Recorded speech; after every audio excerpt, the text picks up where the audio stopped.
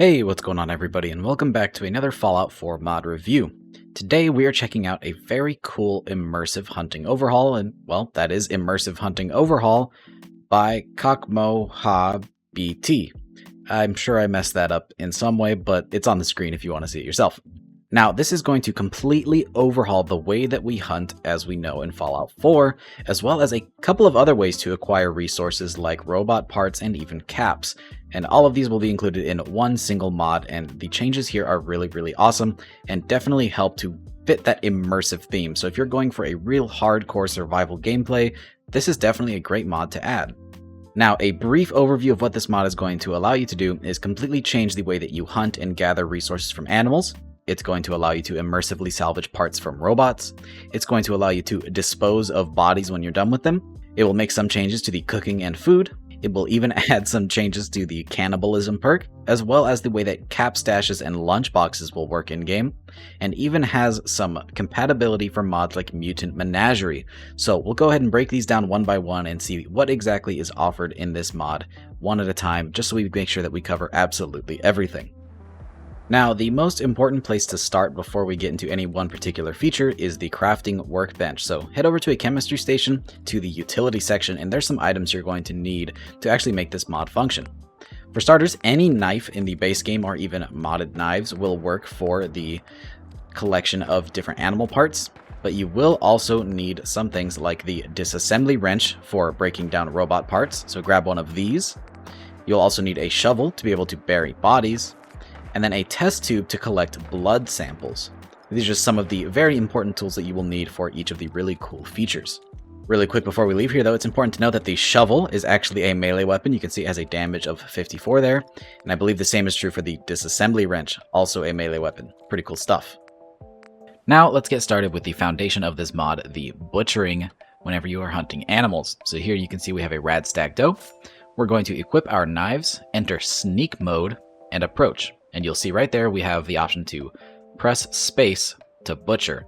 Now it's really important that you are in stealth mode and that you are not detected nor in combat. We're going to go ahead and click space. It's going to enter an animation. And there you can have it. We have butchered the animal. Now, like I said earlier, there is actually support for Mutant Menagerie. So here you can see we have a raccoon, and now we have the space to butcher it as well. And when we go to butcher, much like the other animal, there we go. And you can see we have a poor raccoon pelt. It does keep the items featured in Mutant Menagerie as well. Really cool integration. Really happy to see that both of these mods work together. Now there is an important little side note here. Whenever you are looting these animals and doing your butchering, there is a chance that you will get a pristine version of a pelt that will go for even more money, making a fun little mechanic for your hunting. These items will specifically be named ideal parts, and they will sell for twice as much as the regular variants, so really keep an eye out for those. It's also important to note that if you have the chemist perk, if you craft one of those test tubes from earlier and slay a glowing item, you will obtain a blood sample from them, so that's a pretty cool feature there.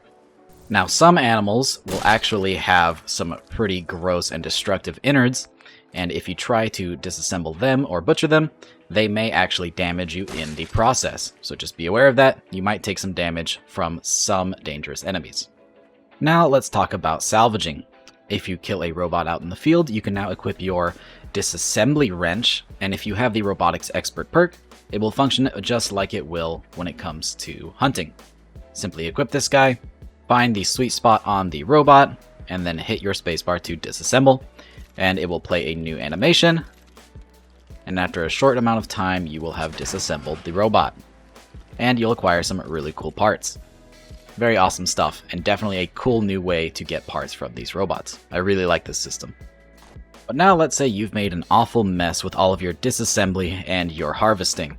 Go ahead and equip that shovel from earlier, and head over to the nearest body and give it a good whack. And that is going to bury it nice and easy. And the same applies to robots, except for robots, you're not going to use a shovel. Instead, you're going to re-equip that disassembly wrench right there and give it a good whack as well. And poof, it is gone, and you'll even get a nice little bit of XP for it. Really cool utility item. Now let's talk about the food items and cooking. First of all, the properties of a lot of food items have been changed altogether, lowering the amount that they will heal you, so you're really going to want to search out those healing items to cover your health side of things. And more importantly, just about everything now has radiation, so even cooked food will still have radiation, whereas it may not have before, but it's definitely going to be a lot less than it would be compared to raw food. Now let's talk about cooking. There are a ton of new recipes added to the game, which you will actually have to acquire by looting items like trash cans and refrigerators, or even purchase them from some certain vendors. If you want to find one of these at a vendor, you're going to need to head over to the aid section, and you will see a new gourmand of the Commonwealth book type. And you can see we have a few recipes here, like the Rad Scorpion recipe, the issue number 1, and they all have different descriptions. For example, the Rad Scorpion here has a common cooking recipe, whereas the Drowner has a legendary cooking recipe. So you definitely want to go out and collect these things, as they're going to give you some really cool new recipes that can be cooked at any cooking station. Now, speaking of cooking station, we have a couple of new categories you can see here. We have bake, beverage, fry, grill, and omelet. And from here, there are a handful of new recipes, as well as changes to all of the old recipes. So it's really important to pay attention to all of those items. As you can see here, we have Brahmin meat, game meat, pepper, prime game meat, salt, spices, etc. So salt, spices, pepper, and all of those ingredients like that are actually new items added in this mod as well, that you will find out in the world, or you can purchase them from vendors, or you can even craft them. Now, all of these new features are all well and good, but what if I'm playing a cannibal character? Well, if you have the cannibal perk, a lot of these same features are going to apply. Hit spacebar on an enemy, and you will see that the same effect that happens to a regular animal will now happen to your human enemies. So if you really like to play a cannibal character, you can do it immersively now. Another really cool addition that was kind of unexpected with this mod is the overhaul to cap stashes and also Vault-Tec lunchboxes. Now, whenever you loot them, you will actually get even more caps or items depending on your luck. So let's go ahead and grab this cap stash, and you can see we got 16 caps. Cool. I suppose it's important to note there that my luck is really low on this character. And the last really cool addition is the changes made to some of the vanilla magazine options. So, for example, if you grabbed up the Wasteland Survival Guide 9th edition, you will actually get more items and more XP whenever you butcher enemies. If you pick up the Astoundingly Awesome Tales 3rd edition, you will get even more items from robots, as well as twice as much experience. And if you pick up the Wasteland Survival Guide 5th edition, you will get even more caps from the cap stashes. Really nice to see some implementation of some of the vanilla magazines to have even better perks that integrate with this mod. And I think that wraps up just about everything. This truly is a wonderful immersive way to overhaul not only the hunting system, but the way that you loot and salvage just about every enemy in the game. And not to mention those cap stashes as well as those lunchboxes. Definitely some really cool stuff going on here, and fits in just about any survival load order.